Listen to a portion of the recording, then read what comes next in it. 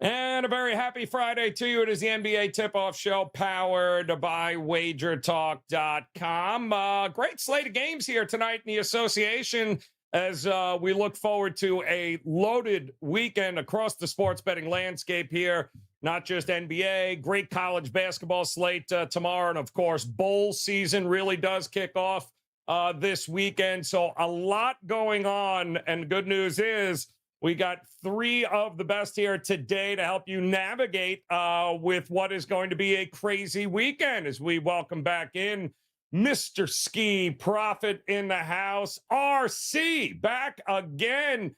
Is that your Utah Jazz jersey you're wearing there? Ronald Kabang in the house, as is Mr. Covers, TC Teddy Covers in the house, ready to roll here, guys, on a, I believe, we got a 8-game slate here tonight with a couple of best bets coming your way. We'll talk about a total.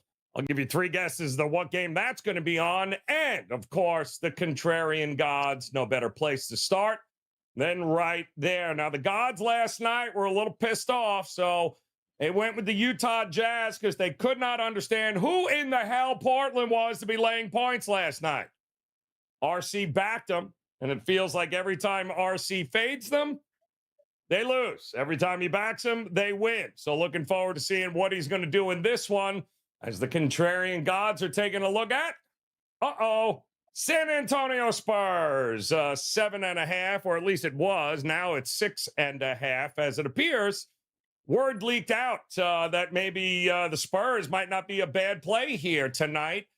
Skee, nobody knows the Lakers better than you here, my man. Although something tells me you're about to become a Clipper fan sooner rather than later. But that aside, let's talk about your Lakers here tonight. Are you shocked that the number is moving towards San Antonio, and do you agree with it? I will never ever be a Clippers fan, and I don't know if I agree with it. I look at the Spurs team in general, what they've done all year. They've been a home dog 11 times. They've covered 3 of them. So when they're losing by margin. They just played a game versus the Lakers where there was no LeBron. Wemby scores 30. They give up 122 and still lose. So I don't know how much better it's going to get for this Spurs team. With all the length that LA has, all the wings that they have, when they really want to play, we saw they can defend the best of the best. We saw what they did to the Pacers offense. So it's just a matter of how much LA cares about this game. They're more than capable of winning by margin.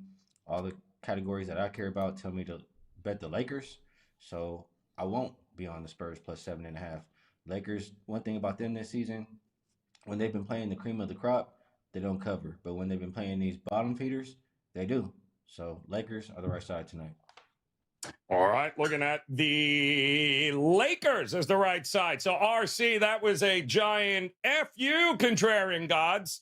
Let's see. I mean, you and the gods were on the same page last night with Utah. What are we thinking about here tonight? Because it is a little strange. All of a sudden, we got some money coming towards San Antonio. What are you thinking here? Yeah, I think the recent line move was, I just saw 20 minutes ago or 30 minutes ago, D'Angelo Russell was downgraded to questionable. So that's sort of a big loss for them. I mean, if you look at the Spurs side and we look at their home road splits, their offense is a lot better at home than it is on the road. They average 104.3 points on the road, but 114.9 at home. The Lakers, obviously they beat them, I think, a couple of days ago, 4-1 straight up, and ATS when they face a team that they already beat this season. But the problem is they tend to struggle on the road, especially on the defensive side of the ball. They allow 120 points per game on the road compared to 105 at home. And then one thing that I saw that makes me think that maybe the Spurs could potentially cover, Lakers 2-6 ATS in the road conference games. Opponents 7-1 to their team total over. So really, there's a situation where I could see the Spurs do enough offensively, but at the same time, it's nothing I have in my pocket. But I could back the contrarian gods in this one. Just not with not gonna be a premium play. All right, so I just want to go on record, Robert and Teddy. That is the first Swiss flag almost that we've had all season long. I just want to throw, man, that was about as middle and non-committal as humanly possible there, Kabang. So I do believe that is about as Swiss flag as you get here, man. So, Teddy, you, no doubt, are going to shed some light on this. We got one for the Lakers. We've got one Swiss flag. What say you about this game tonight? So my biggest concern for the Lakers side is the nagging injuries. You talked about D'Angelo Russell. Cam Reddish is a maybe tonight. Taurean Prince is a maybe tonight. But if LA is mostly healthy, and I think they will be, there's no comparison. Look, one team's playing for a title. The other team has lost 18 games in a row. Okay. I mean, and the team that lost 18 games in a row gave the Lakers everything they could handle when these two teams met on this same floor 2 nights ago.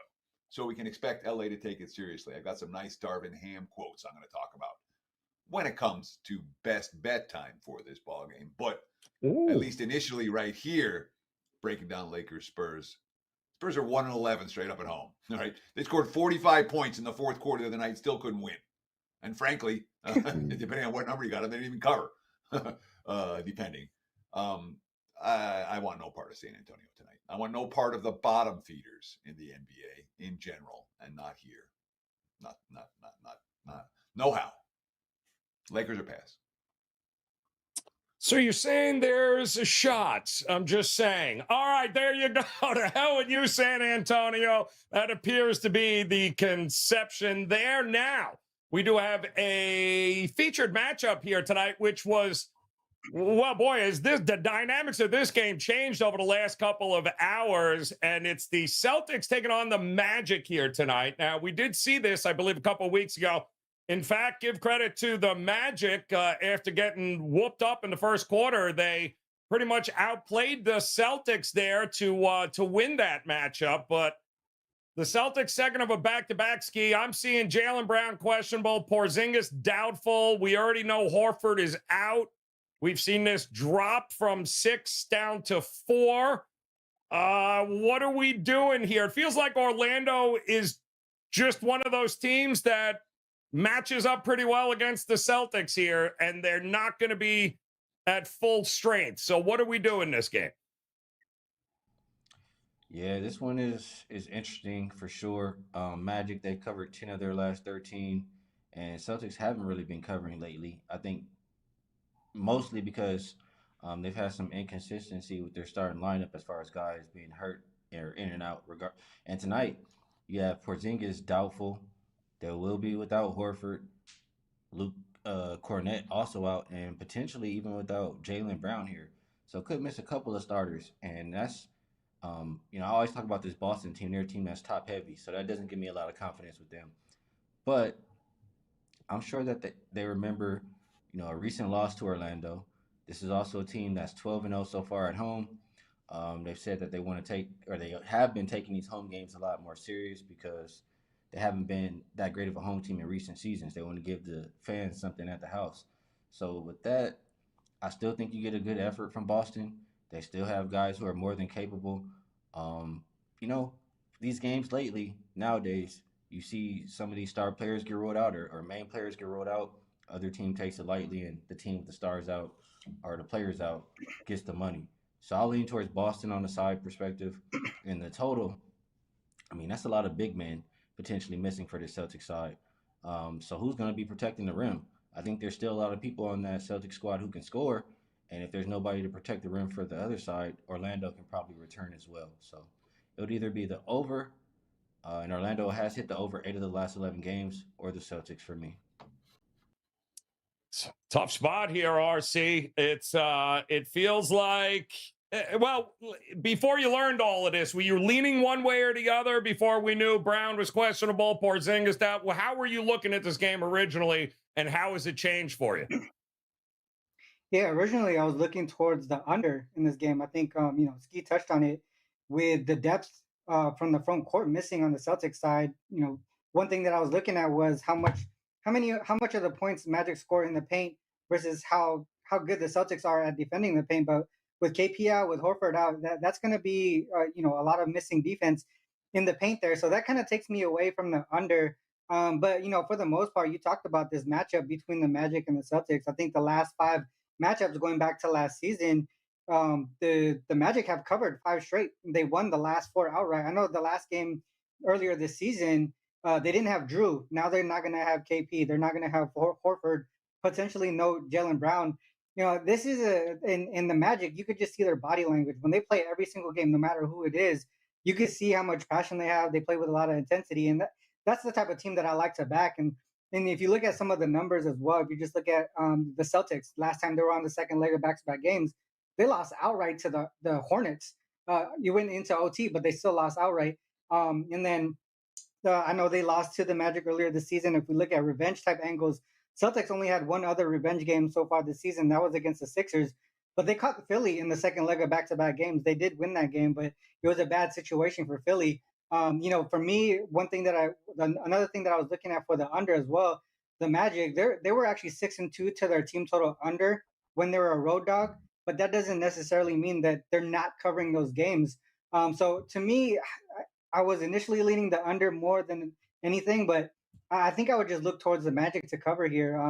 I think another thing to mention too, Magic, 2-0 ATS on the road facing a team on the second leg of back-to-back games. So they do take advantage of these teams with tired legs. So I would lean Magic here. It's kind of hard. Listen, Teddy, it's a tough matchup for the Celtics, I think, to begin with. But now they're going to have to go at it with a couple of guys maybe down. Does it change your way you approach this game? No, I liked Orlando before the injuries were announced, and I liked Orlando after the injuries were announced. Yep. And let's not forget one more that we haven't even, Luke Cornett, who would be backing up Porzingis and Horford at the starting center position. Doesn't look like he's going to be able to go tonight for Boston, which could give Orlando free reign in the paint this evening. Each of the last 3 meetings the Magic have had against the Celtics, they've held the Boston under 100 points. They've held each of their last 2 opponents under 100 points. This is the modern day NBA where no one gets held under a points. That's what Orlando's doing right now. Read the quote from Jamal Mosley talking about what he expects his team to do on the highway. Quote, "You continue to preach exactly what you know travels, which is defense. That's who we are, and that's what we'll continue to be about." Orlando's playing D. Boston's all their defensive stoppers are out. This one's a no-brainer for me. Magic have been undervalued for a full calendar year right now. Last year, they started the season 5-20. If you started betting on them in December and bet them the rest of the way, you made a small fortune. This year, 17-6 ATS. Are you convinced the markets have caught up with Orlando? Because I'm not. Magic or pass for this better. All right, Magic or pass there seem to be in unison here with this. So that game coming up a little bit later tonight. We do have, of course, an overtime game where we focus on a total. We love to look at these. And, shocker. Here I am thinking it would be at least another season before we're talking about 260, damn it. 261.5 pre-flop here. And I'm going to take a guess as to Skee. It ain't going to matter 1 ounce what that number is here with the Pacers. I couldn't talk you into the under the other night, Skee, at 258. I'm guessing I can't talk you into the under in this one either. Well, it's a little bit different for this matchup here. You do have a Pacers team on the front end of a back-to-back, and this time around, the Pacers are a favorite. So I'll say this, in general, in Pacers games, they're averaging it was either 253 or 254. If you look at them when they're a road favorite, it's only been 2 games, but they're averaging 246. And now you're asking them to get over the 260 range. In that game where I absolutely loved the over, they barely made it past this mark. Front end of it back-to-back, I talked about that for Indiana, so they could save some of the minutes if they are blowing Washington out tonight. If Hallie's not out there, I don't want it over this high. To end the game if he's on the bench. And for the other side, Jordan Poole, game time decision, could be missing a lot of points. Also, if he was out there, it's gonna hurt the look on the under. Mm. But I just think it's too much now, Joe. Like at some point, it's going to get out of control. Washington is not Milwaukee. They don't have anybody who's going out and scoring 60 points versus Pacers team. So I'll go with the under 261.5. Too much. I was wondering where that line in the sand would be for him, RC. I think we finally found it there. It is at 261.5, and I have a feeling you and I talked about it. We were on the same page the other game against Milwaukee, saying so little has to go wrong and you're screwed with an over here. But he's got a point, because this ain't Milwaukee they're playing. It's the Wizards. What are you thinking? Yeah, I mean, just for transparency, I did take this at 270 to 257.5 yesterday. There's 4 points that steamed up after I gave it out to my clients yesterday. So that's a big jump. Something that I looked at, right? So Pacers, third game of a 4-game road trip. They've been traveling a lot, 8th straight game with travel, and this is somewhat of a sandwich spot as well, coming off that controversial ending at that Bucks game. They have a potential look ahead to a tough matchup against the Wolves tomorrow. On the opposite side, I think one guy that you want to really, I think, have in this lineup is Poole. I think they suffer defensively with him in the lineup, but their offense is a little bit better. They did face each other on the first game of the season. They scored 263 total points. Pacers, any way you look at it, you got to look towards the over, right? 18-5 to the over as a whole on the season. And if you include that they were on the road, 9-1 to the over, and they're averaging over 264 points per game on the road. And none of those games went into OT either. 2 times that the Pacers had a game over 250, they went over by margin. They had another 250 game that went under, but that was during the in-season tournament. So that's, to me, sort of a different ball game there. That was against the Bucks. And then on the other hand, another reason why I like the over, Wizards, when they face teams above 500, they tend to do their part to get up and over, 10-1 to the over when they play teams with a winning record. So a lot of things to me still point to the over, but obviously, I mean, like 4 points from where I got it, it's hard to tell you to take that, right? I mean, it could be a situation where maybe it's steamed too much, and you could potentially middle that part, like you said. So little has to go wrong for this to go under. Well, and I think a lot, I mean, listen, the Wizards, Teddy, 146, 142, I believe, against the Sixers and the Pelicans. We have seen teams reach at least 132 or more in 3 of the last 4 against the Wizards at home. So I'm comfortable with Indiana doing their part. I guess you have to be comfortable with Washington doing theirs if you're going to look at the over. And I worry a lot about this spot for Indiana. I mean, the guys touched on it. Ron just touched on it. We're talking about the 2 fastest paced teams in the NBA, and it's not close. Indiana, number 1, Washington, number 2, Atlanta, San Antonio behind them, but they're a good notch 2 down. And of course, we just saw Indiana against the 5th highest paced team in Milwaukee go over the total into the 260s this past week. But Skee said it, right? There's no Giannis on Washington. You want to talk about a team that everything I read about them makes me like them less. The Wizards are that team. You read between the lines of the coaches, between the players' quotes, and it feels like everything Jordan Poole and Kyle Kuzma's the guy I like. I don't think they like the coaching staff in Washington, or they respect the coaching staff. There's a lot of talk about how they're unprepared, they're not game planning for teams, et cetera, et cetera. I don't want any part of Washington. All right. If Indiana is able to go full bore for 48 minutes, they're going to score 150 tonight. All right. You take the Pacers team total over, don't worry about anything else. But there's a decent chance that tonight is a flat effort from Indiana. It's been a series of big games, and this is the clear flat spot on the schedule. So I'm not convinced we get it. And that's going to keep me off the over here. I'm sure as hell not telling them to put their money on the under this game. But I'm much more of a Swiss flag guy than a rah-rah for the over in this one.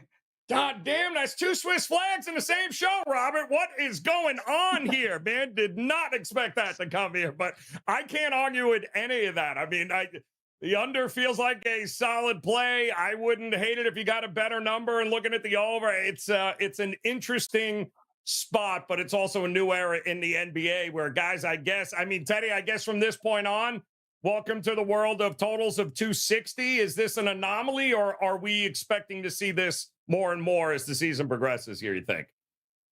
It's an anomaly. Again, we're talking about the number 1 and number 2 teams in pace right now. When you see some of the top 5 teams in pace match up against each other, we could see totals in the 250s routinely. 260s, we're not going to see a whole lot in this range. Unless tonight's game, if they get to 280 tonight, we might. But I don't expect it. It's a solid point there. Skee's still going, oh, hell no. Hell no, 270. Absolutely not. All right, so that leaves us here now with a couple of more picks, including some best bets. But I do want to welcome those of you joining us for the very first time here on Wager Talk TV. A quick suggestion, hit that subscribe button. Become part of the Wager Talk TV family, as we have and nobody else really has the kinds of daily content as well as week-long content when it comes to head-to-head matchups and best bets and game breakdowns. Nobody's got more than we do here, guys. And if that's the kind of information you're looking for, we've got plenty of it here on the YouTube channel at Wager Talk. So become part of that family and smash that subscribe button. And those of you joining us live here for the broadcast on a Friday, get ready. You guys know the routine. Smash that like button and get ready for the ultimate Tuesday before Christmas. That's right, the 19th coming up in a couple of days here, guys. It is $2 customer appreciation. What does that mean? Means everybody at Wager Talk, $2 daily packages for you. So if you're looking to try out or partner up with any one of the guys here, whether it be Teddy, RC, or Skee, yep, Tuesday customer appreciation, $2. Definitely circle that on the calendar. Make plans to join us here as we get ready to dive in to a couple of dogs, because there's a few interesting ones on the card here tonight, Robert. Let's check them out. That's my dog. That's my dog. That's my dog. That's my dog.